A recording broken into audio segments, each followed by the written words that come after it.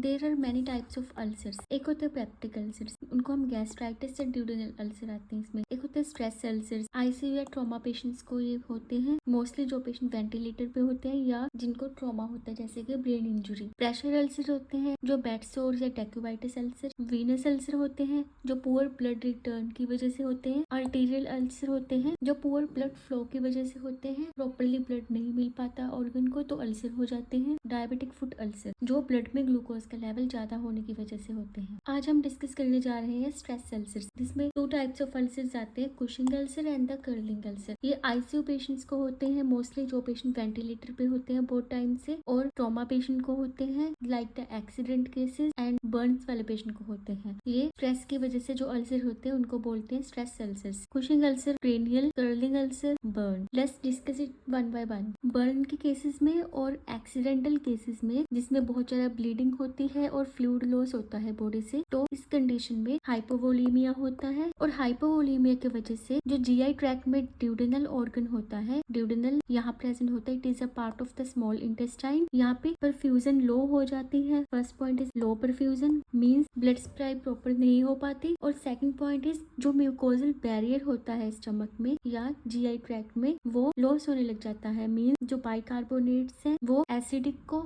Means HCl को neutralise करते हैं और ये मैकेनिज्म फेल होने लग जाता है और जिसकी वजह से ड्यूडेनल पार्ट में अल्सर्स देखने को मिलते हैं और उस अल्सर्स को बोलते हैं curling ulcer and it is the endoscopic finding of the duodenal ulcer. And इसको प्रिवेंट करने के लिए हम पेशेंट्स को PPI proton pump inhibitor drugs देते हैं to prevent the curling ulcer. Next आता है हमारे पास कुशिंग अल्सर, मोस्टली ब्रेन में डैमेज होने की वजह से like the accident cases, haematoma, injury, high CSF pressure, tumour, hydrocephalus और मेनिंजाइटिस, इन सब कंडीशंस की वजह से ब्रेन में प्रेशर ज्यादा होने की वजह से वेगल नर्व की स्टिमुलेशन होती है और वो चम्मच के पास एसिड सिक्रेशन के लिए स्टिमुलेट करती है, एसिड सिक्रेशन को इंक्रीज करती है और जिसकी वजह से जो अल्सर्स होने लग जाते हैं, स्टमक में भी हो सकते हैं, इसोफेगस में भी हो सकते हैं एंड द ड्यूडेनम भी हो सकते हैं। इनको प्रिवेंट करने के लिए हम ड्रग्स देते हैं, PPIs, प्रोटोन पंप इनहिबिटर्स और H2 blockers. It was all about the ulcers that are faced by the ICU trauma and burn patients. Stress ulcer